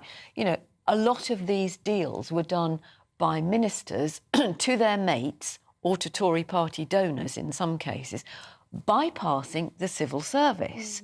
And, you know, actually what we need on a lot of money-wasted projects, whether it's PPE or HS2 or whatever it might be, or Rwanda, as it will probably turn out, we need that oversight and accountability, which we are not getting from our elected representatives from government. We've got this division that they're trying to, this wedge between them and the civil servant. So when civil servants have raised their hands and said, hang on a minute, they've been dismissed. Well, that's a really good point. But on the flip side, one of our biggest successes was the rollout of the vaccine. Absolutely. As quickly as we did. Yeah. And that was partly because they had appointed someone who was personally known to them, who was damn good at what she did, and she made it happen, Kate Bingham. So, you know, it can go both ways. It sort of depends on the choices, but also when people are working very quickly and acting quickly is absolutely vital, you can see that that might lead to some successes, but also some terrible choices and waste and corruption at the same time. Contrast and compare Kate Bingham, who got it and managed to work with other people, with Dido Harding, sunk without trace, or Michelle Mone. Yes. Let's leave it on the words Michelle Mone, shall we? Yeah, let's. For all the best analysis and opinion on that story and more, please do go to our website, gbnews.com. You're watching and listening to GB News Sunday with me, Dawn Neeson. Lots more coming up on today's show. Several danger to life weather warnings have been issued for today, with Brits told not to travel as the UK prepares for Storm Isha to bring 90-mile-an-hour winds. 7 weather warnings, including 2 rare amber alerts, have been issued by the Met Office for large swathes of the country today. Our reporters are out there risking their lives for you.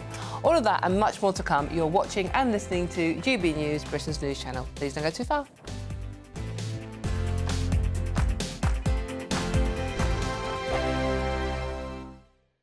GB News is Britain's news channel, and now you can support it. All you have to do is scan that QR code that's up on your screen right now, or you can go to gbnews.com/support and become a GB News member. You'll have fantastic benefits. We're also going to organise special events where you as GB News members can meet the presenters, the on-screen faces. Scan the QR code or go to gbnews.com/support. Thank you so much. Big news, big debates, big opinion. Patrick Christie's Tonight is the week's biggest show. Every weekday, 9 to 11 p.m, we've got the inside track on the day's top stories. There'll be sharp takes you won't get anywhere else. We will set the news agenda, not just follow it, and I want to bring you along for the ride. Whatever it is, we'll have our finger on the pulse. It's news, but it's this close to entertainment. Patrick Christie's Tonight, 9 to 11 p.m, only on GB News, the People's Channel, Britain's news channel. Now then, Lee Anderson here.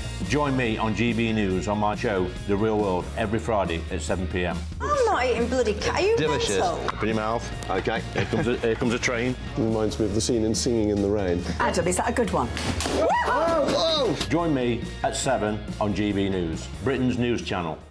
I'm Andrew Doyle. Join me at 7 o'clock every Sunday night for Free Speech Nation, the show where I tackle the week's biggest stories in politics and current affairs with the help of my 2 comedian panellists and a variety of special guests. Free Speech Nation, Sunday nights from 7 on GB News, the People's Channel, Britain's news channel. When the news happens, it happens here. And really important breaking news. Breaking news this morning. On TV, radio and online, the news starts here on Britain's Newsroom. All the biggest stories and the answers that you need from across the UK and beyond. Join Britain's Newsroom from 9:30 on GB News. The People's Channel, Britain's news channel.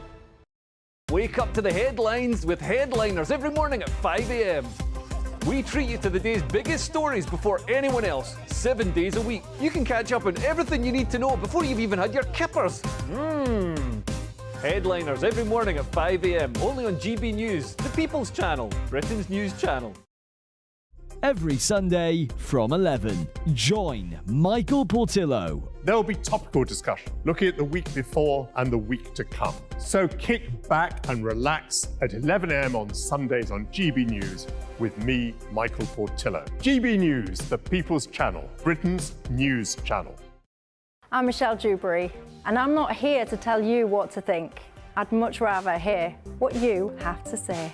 So send in your opinions to gbviews@gbnews.com. Keep them clean, and you never know, I might read them out. With my panel here on Jubes & Co, we debate, we get stuck into the issues of the day on a show where all views are welcome, especially yours. GB News, the People's Channel, Britain's news channel. Have a great Saturday night with me, Leo Curse, on the Saturday Night Showdown. It's a crazy world out there, so come and make fun of it with me, my panel of comedians, and a couple of people who actually know what they're talking about. This Saturday Night Showdown is your front row ticket to the clown show every Saturday, only on GB News, the People's Channel, Britain's news channel.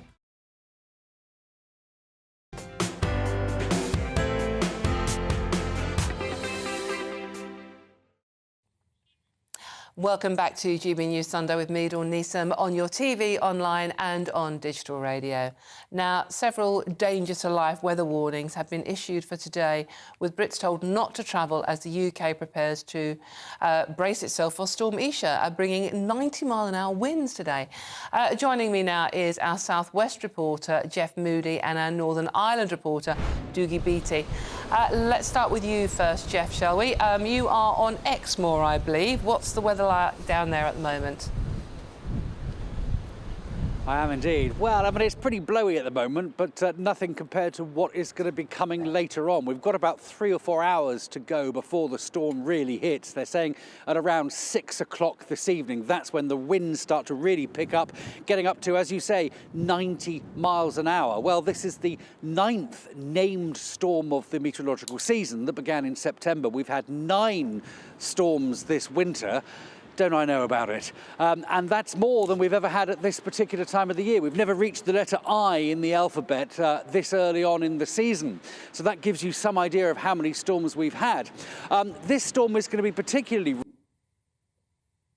Oh, particularly bad for communications issues, obviously. Dougie, are you still with us? Have you been washed away or something, or blown away by the wind, Dougie? Hello? We have Dougie, evidently. Port Stewart, I'm still here at Port Stewart, and you can I don't know if you can actually hear it, the wind is really whipping up. Over my right shoulder is the Inishowen Peninsula. That'll be out to Donegal and McGilligan Point, and that's where this weather's really starting to come in from.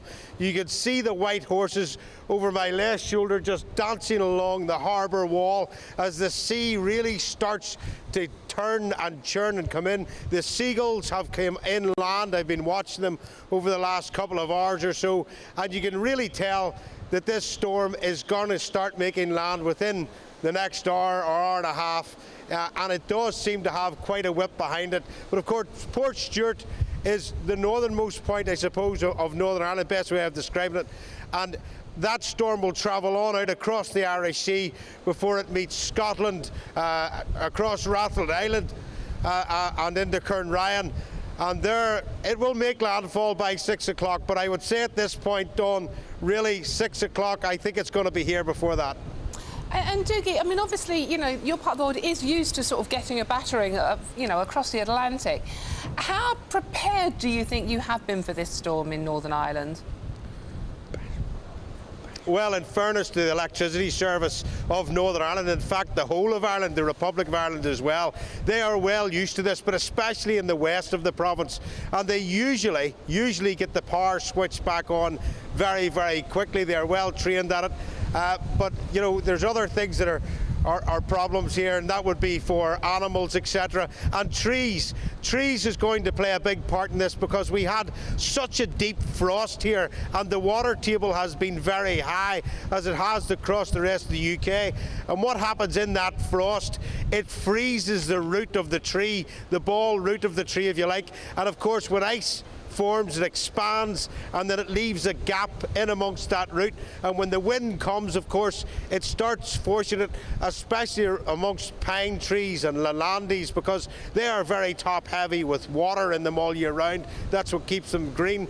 And of course, when they move a lot, and that slackness is already in the ground because of the ice, they will come down. So over the next 3 or 4 days, I would seriously say you're going to see a lot of trees down across not only Northern Ireland but Britain. OK, Doogie, thank you very much. I think we can go back to Jeff Moody now, who is standing, underneath some trees on Exmoor. Jeff, how is it down there at the moment? Well, it's not too bad at the moment. The wind's beginning to pick up. But as Doogie was saying, by about 6 o'clock this evening, we are all in for a good battering tonight. We're going to see plenty of wind reaching 90 miles an hour. Office has issued some very good advice this afternoon.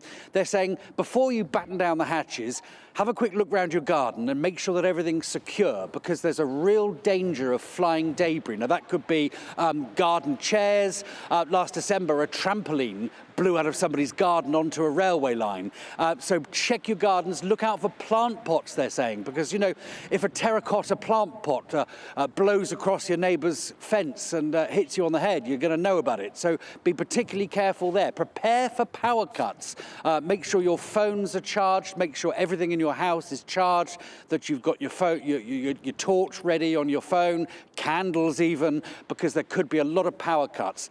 So far, there's been no delays at airports. Airports are well prepared for this sort of thing, and they're running smoothly at the moment, but the storm is young. As I say, it doesn't really kick off until about 6 o'clock tonight, so anything could happen tonight. Best thing to do is to check your gardens, make sure everything's secure, and then get inside in the warm.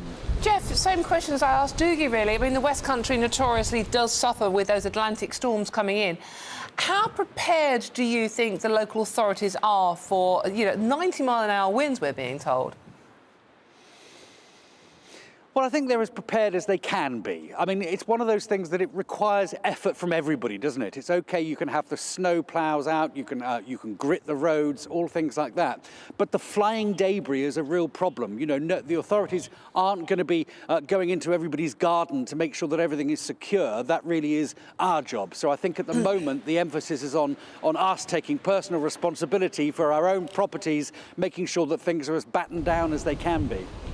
Thank you very much, gentlemen, and please do stay safe. But I would expect you to be where you are reporting when the storm hits at 6 o'clock hard tonight. Thank you very much. That's Doogie Beattie in Northern Ireland and Jeff Moody. Thank you very much. Now, if you're nervous about flying, you might want to look away right now. These are live images of flights coming into Heathrow's London Airport. It's been some very shaky landings indeed. And yes, actually, I'm not entirely sure I'd want to be on that plane right now. If you're listening on the radio, it's a plane attempting to land at Heathrow, but looking very, very wobbly. And this is before the main storm hits, which is predicted to really pick up around 6 o'clock tonight across the country. If you look at the Met Office maps, it is a vision of yellow and amber for those warnings. Amber warnings are very unusual, but 90-mile-an-hour wind, so please stay safe out there. Right, now you are watching and listening to GB News Sunday with me, Dawn Neeson. Loads more coming up on today's show. But first, here's the news headlines with Sam.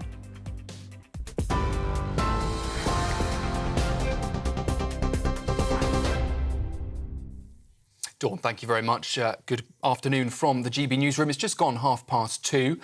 Our top story today, as we've been hearing, people are being warned not to travel. That's as a string of storm warnings blanket most of the country. There are several weather warnings in place, including 2 amber wind alerts as Storm Isha starts to sweep in. Forecasters are predicting there could be a danger to life, with warnings of falling trees, possible power cuts and flooding. Winds of up to 90 miles an hour are expected. US troops have been injured in a rocket attack in western Iraq, which was claimed by a group affiliated with Iran.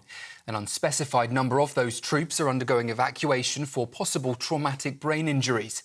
A group called the Islamic Resistance in Iraq claimed responsibility for the attack, which is the latest in a series of strikes against US targets in recent weeks.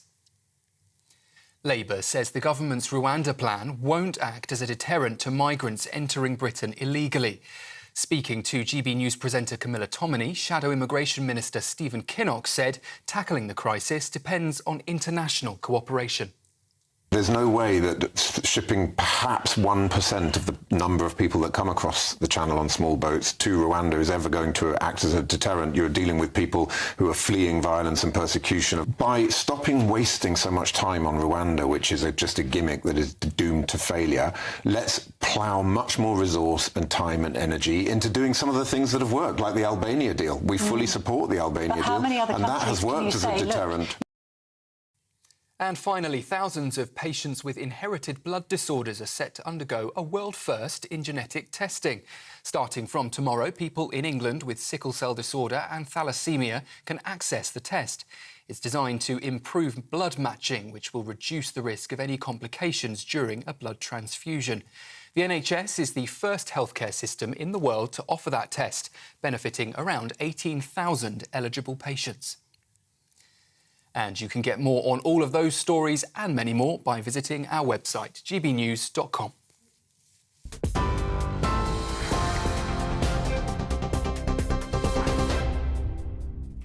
Thank you very much, Sam. Lots more coming up on today's show.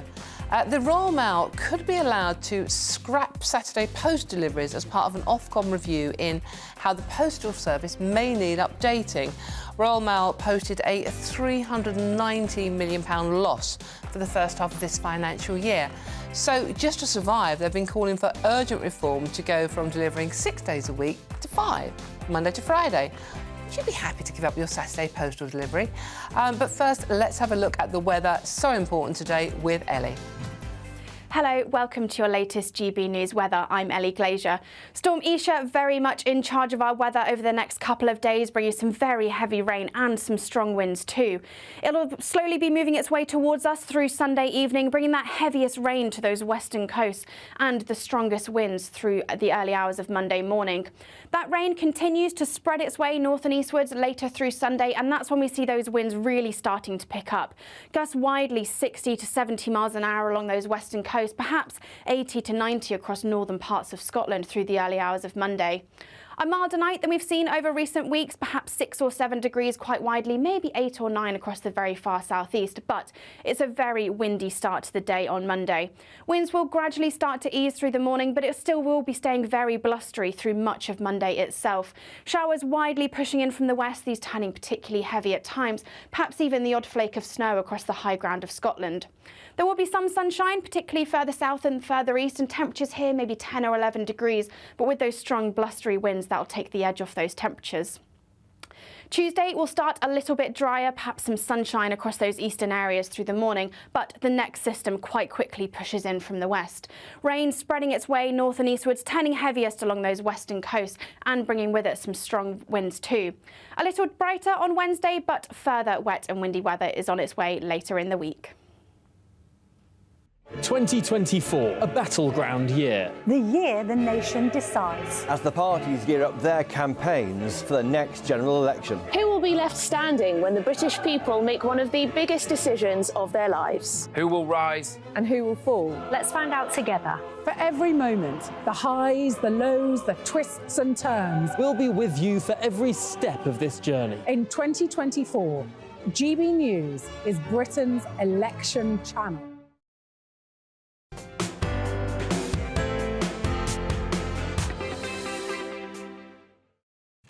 Thank you very much, Ellie. Welcome back to GB News Sunday with me, Dawn Neeson, on your TV, online and on digital radio. Now, lots of you have been sending in your thoughts, and thank you for being so complimentary about the show today so far. That's lovely to read. Not so complimentary about some of our politicians, it has to be said. We were talking about the promised tax cuts by Jeremy Hunt earlier on. David says if Hunt is serious about tax cuts, all he has to do is increase the personal allowance, but he will not. Instead, will hide a tax cut to hide another stealth tax. Such an important point. I mean, both my panellists actually made that point really well, I felt. And John says, we don't need tax changes, we need public services to become more efficient. I think we all agree on that one, John. It's just how you go about achieving it, isn't it? Meanwhile, Jenris, good afternoon, if I pronounced that correctly, You don't trust Labour, and they would love to have us tied to the EU once more. And the important story, we didn't have that much time to discuss it, unfortunately, earlier on, the obesity story from last year about how Japan tackle obesity with a 4% population obese compared to 25% in the UK, and the cost that has on the NHS. Anthony says, good afternoon, I have a suggestion for the government. They should tell the NHS that they must not treat obese people until they reduce their weight to a certain level, or they should be told that they should use private health facilities. Anthony, I do understand where you're coming from, but I think we didn't have time, as I said, to mention this earlier on, but obesity has so many causes as well, and we didn't even touch on the mental health issue around obesity and depression, and obviously the link to poverty as well, all very important points there. And where do you draw the line with that? Do you draw the, you know, if you don't get treatment if you're obese, do you get treatment if you smoke or you drink or you do a dangerous sport? It's where do you stop with that one? But we move on. We're going to talk about the Royal Mail again now. The Royal Mail could be set to scrap Saturday post deliveries as part of an Ofcom review into how the service could be updated. Read, save money. Ofcom are set to publish details next week on how the courier company can evolve to more closely meet consumer needs. Yeah, right, OK. This comes after they posted a loss of over 300 million for the first half of the current financial year, and having called for urgent reforms for over 3 years. But how would you feel if your local post office were to be closed on a Saturday, the most convenient day, obviously, for people who work Monday to Friday? Yeah, I love the fact that this is being sold as an efficiency to help us all.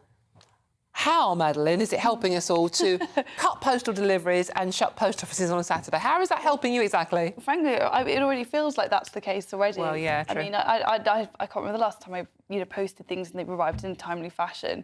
And clearly, where the money is now is in parcels, not letters. There's no longer the sufficient volume of letters to justify financially providing that same level of service. They've decided to follow the money and to prioritise packages.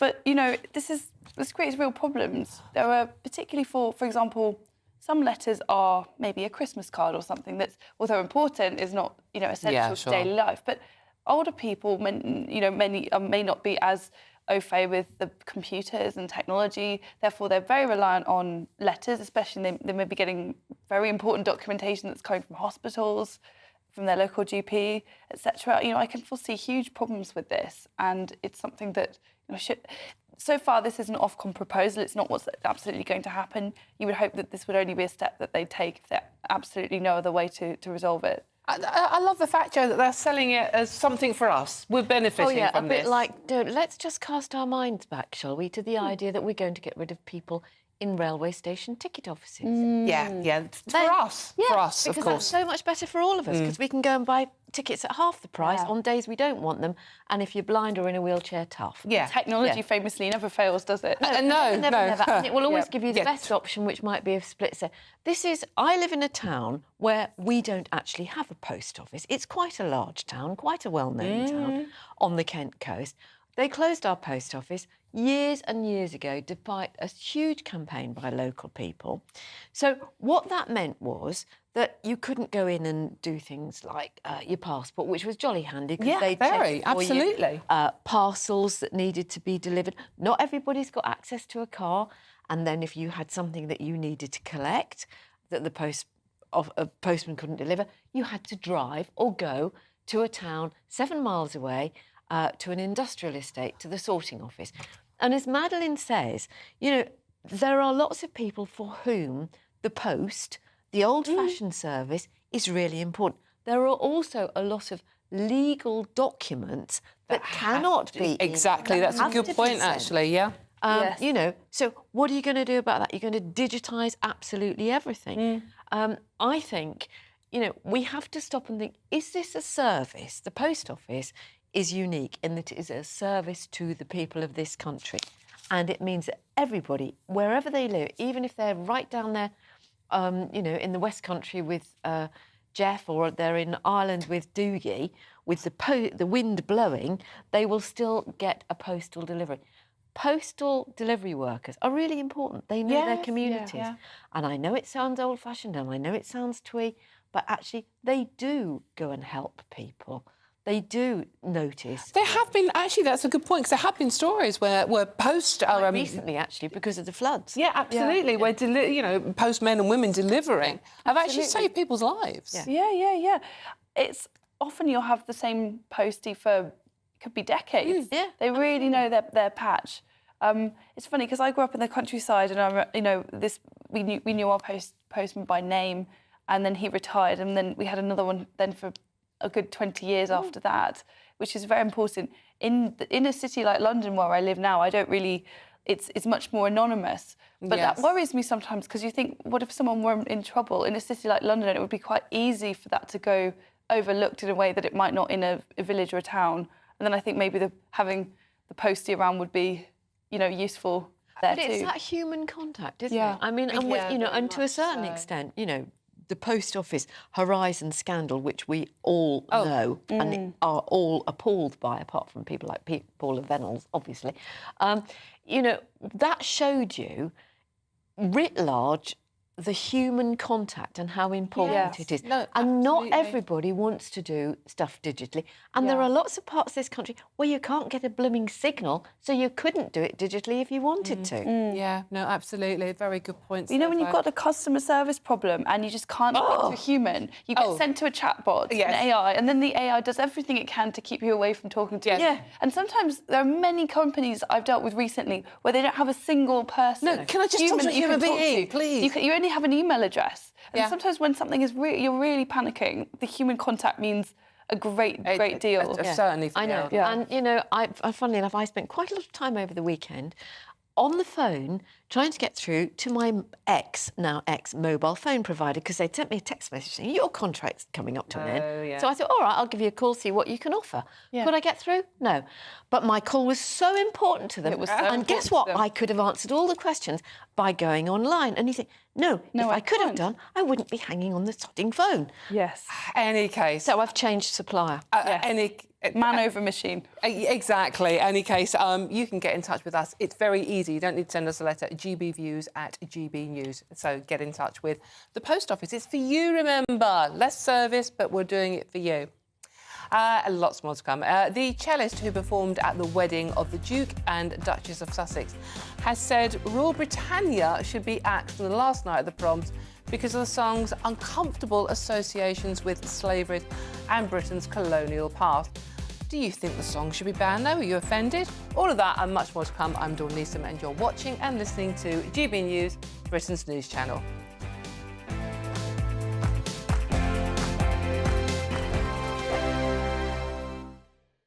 I'm Christopher Hope. And I'm Gloria Di Piero, bringing you PMQ's Live here on GB News. Every Wednesday, we'll bring you live coverage of Prime Minister's questions when Rishi Sunak and Sir Keir Starmer go head-to-head in the House of Commons. We'll be asking our viewers and listeners to submit the questions that they would like to put to the Prime Minister, and we'll put that to our panel of top politicians in our Westminster studio. That's PMQ's Live here on GB News, Britain's election channel. In the GB Newsroom, we bring you the news as it happens. With our team of dedicated journalists across the UK, we're ready to give you accurate reporting every day. When the news breaks, we'll be there with bulletins on GB News, the People's Channel, Britain's news channel. Your weekend starts here with Friday Night Live with me, Mark Dolan, 8 till 9 on GB News. Big stories, big guests and big laughs as we get you ready for a cracking weekend. That's Friday Night Live with Mark Dolan. Fridays 8 till 9 on GB News. Bring your own drinks. The admission's free. Good afternoon, Britain. Good afternoon, Britain. Join us, Tom and Emily, To find out what's happening in the heart of Westminster. and why it matters to you. Weekdays from midday, we bring you the most compelling stories from across the United Kingdom. And from your doorstep to our inbox. That's right, we want to hear from you. GB News, Britain's news channel. Big news, big debates, big opinion. Patrick Christie's Tonight is the week's biggest show. Every weekday, 9 to 11 p.m, we've got the inside track on the day's top stories. There'll be sharp takes you won't get anywhere else. We will set the news agenda, not just follow it, and I want to bring you along for the ride. Whatever it is, we'll have our finger on the pulse. It's news, but it's this close to entertainment. Patrick Christie's Tonight, 9 to 11 p.m, only on GB News, the People's Channel, Britain's news channel. GB News is Britain's news channel, and now you can support it. All you have to do is scan that QR code that's up on your screen right now, or you can go to gbnews.com/support and become a GB News member. You'll have fantastic benefits. We're also going to organise special events where you as GB News members can meet the presenters, the on-screen faces. Scan the QR code or go to gbnews.com/support. Thank you so much. Join us every night on GB News at 11 p.m. for Headliners, which is 3 top comedians going through the next day's news stories, which is exactly what you need, because when the establishment has gone crazy, you need some craziness to make sense of it. Headliners. You don't have to bother reading the newspaper. We've got it covered for you. Every night at 11 p.m. and repeated every morning at 5 a.m. We won't send you to sleep like some of the other paper review shows out there. So join us 11 p.m. every night on GB News. The People's Channel, Britain's news channel. I'm Michelle Dewberry, and I'm not here to tell you what to think. I'd much rather hear what you have to say. So, send in your opinions to gbviews@gbnews.com. Keep them clean, and you never know, I might read them out. With my panel here on Jubes & Co, we debate, we get stuck into the issues of the day on a show where all views are welcome, especially yours. GB News, the People's Channel, Britain's news channel.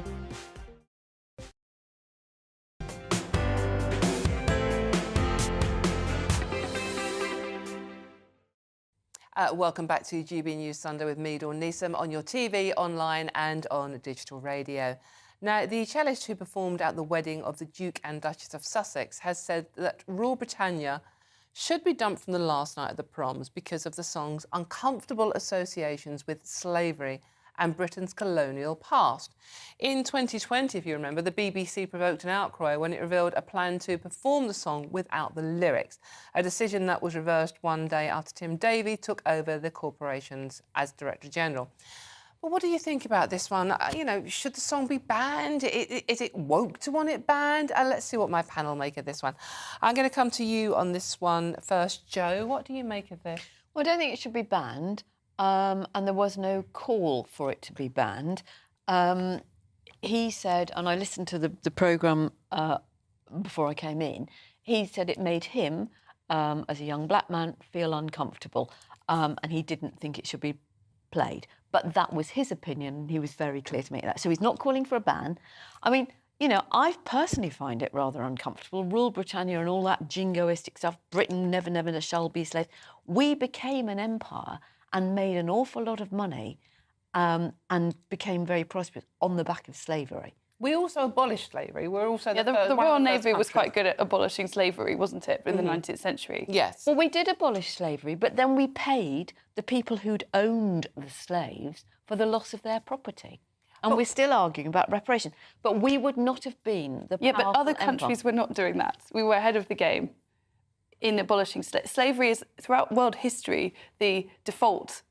We were the exception to the rule in abolishing it. Yes, but we were also ahead of the game in the amount of business we were doing through slavery. You know, slave plantations. I'm not sure that we were uniquely bad or even uniquely prevalent in how much we were using it. I mean, I think we talk about it a lot more than other countries that have a, you know, similarly, it's part of their history, and we abolished it objectively. We abolished it sooner. It continued in, well, obviously America until the Civil War. Countries like Portugal engaged on an extraordinary scale. Spain, Holland, I mean, you name it. This was the default. And also, let's not forget the Barbary slavers who went from North Africa and kidnapped often, I think over 1 million people were kidnapped, white people were kidnapped from Europe and taken off by the Barbary pirates. It's very much it is the norm of world history that slavery should exist. And actually, in abolishing it, that was an extraordinary thing that happened. So I think, yeah. I mean, but the words of Rule Britannia are slightly they jar nowadays, don't you think? Do you think? I mean, it was written in 1740, so obviously Right at the time. we're judging Right something at the time. from then by today's perspective.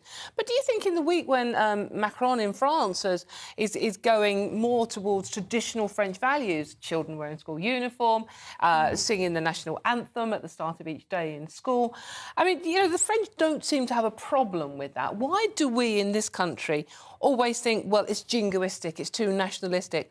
What is wrong with being proud to be British occasionally?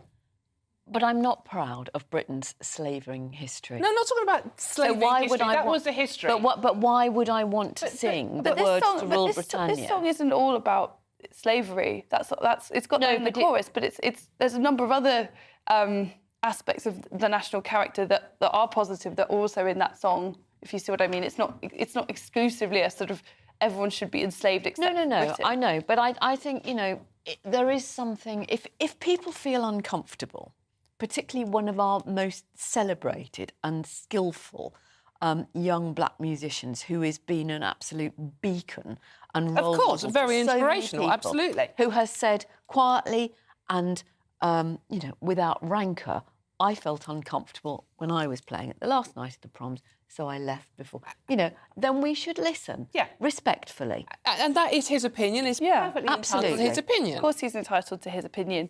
I think when they did polling on this about should Rule Britannia continue at the proms, the polling suggested the public was overwhelmingly in favour of it continuing as it was. So I think you also have to take into account the views of the majority of people who maybe either they think that we shouldn't try to pretend that these aspects of our history never happened, or else that there are positive things that they take from the song. And quite apart from anything else, it's a bloody good song, isn't it? It's a great song. It's very catchy. I prefer Jerusalem myself. There's probably an issue with Jerusalem, is there? I mean, Jam. we did that at our wedding. We had that at our wedding. Well, I mean, the Industrial Revolution was quite bad for some of the people who were involved. Yeah, green issues. Well, I mean, you could probably go through every single hymn. Exactly. An anthem. But this is the thing. We are judging things that happened a long time ago by today's... But that's fine, and it's important that we do, and it doesn't mean to say that you get rid of them, but we've had this debate over, you know, statues to slavers and stuff. You know, we could go on for years. We learn and move on. That's what we should do with the past. Right, OK. That's it from me for today, but stay tuned because Nana is coming up next, looking gorgeous as usual. Nana, what is coming up on your show? Well, it's interesting that you're talking about Rule Britannia because that's what my monologue is about. I'll give you a heads up. I love the song. I think it's ridiculous that people are so obsessed with that. Oh, it makes me feel bad and da-da-da-da-da. And there's a whole piece about it in the Telegraph. You know, if you don't like something, quietly just sit back. But this guy has taken the benefits of the last night of the proms and he's enjoyed all the fruits of that. So anyway, I'll be talking about that in my monologue. I'm looking forward to that. Plus, we'll be talking about the civil service and are they out of control? Because it seems to me that they are allowed to almost literally dictate policy. And we've got loads more still to come. I've got a mystery guest as well. So that sounds like a cracking show. You really don't want to go anywhere. But thank you for watching and listening to GB News Sunday with me, Dawn Neeson, and my wonderful panel, Joe Phillips and Madeline Grant today. Thank you so much for joining us. Hope you've enjoyed it. We've enjoyed it.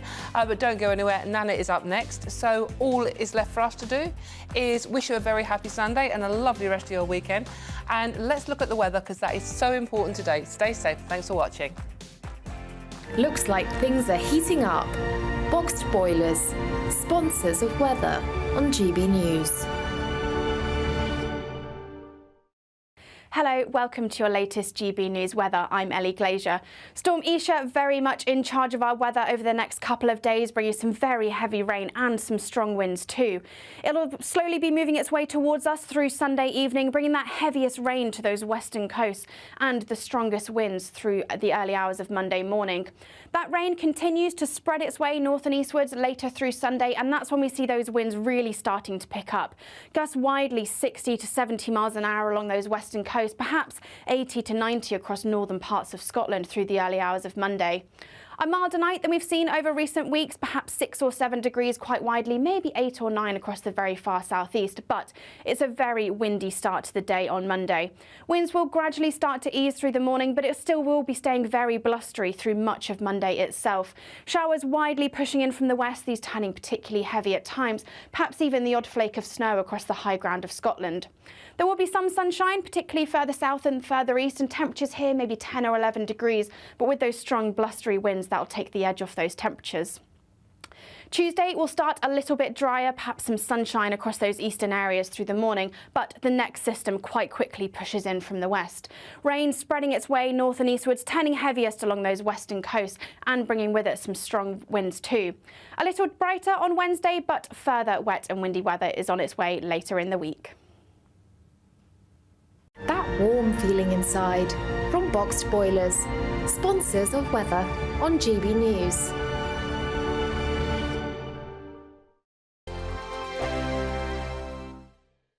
Wake up to the headlines with Headliners every morning at 5 a.m. We treat you to the day's biggest stories before anyone else, 7 days a week. You can catch up on everything you need to know before you've even had your kippers.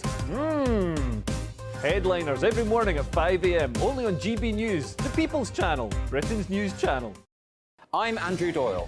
Join me at 7 o'clock every Sunday night for Free Speech Nation, the show where I tackle the week's biggest stories in politics and current affairs with the help of my 2 comedian panellists and a variety of special guests. Free Speech Nation, Sunday nights from 7 on GB News, the People's Channel, Britain's news channel.